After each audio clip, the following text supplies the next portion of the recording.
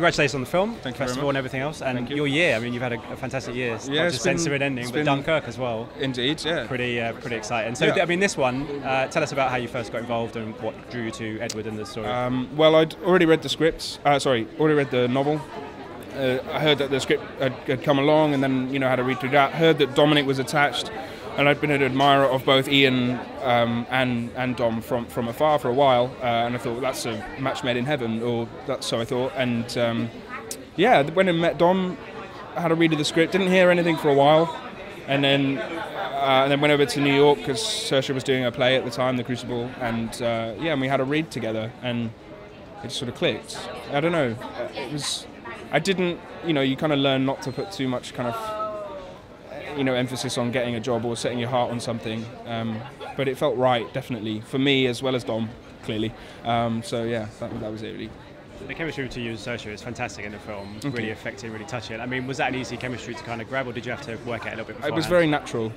It wasn't like, we weren't clutching at straws, a lot of stuff just clicked very, very easily, clicked into place, and so other bits are like a jigsaw puzzle, and it takes a bit of time for the assembly, but that's the creative process, and you can't fight that. I think as soon as you start fighting that, it becomes more of a puzzle. It's like the pieces split into 12, and you then have a 1,000-piece puzzle, and it gets more and more complex. So yeah, learn not to fight it, and just let things happen quite organically, quite naturally.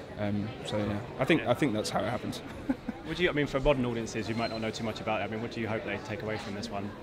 My biggest thing is probably young men learning patience and compassion and learning to listen to their female counterpart, particularly in a sexual sense. I think toxic masculinity is a big topic for me. It's something I think about quite a lot, and I've been talking about that a fair bit, doing this and thinking about it. And I mentioned it, talked to Ian and Dom about it too.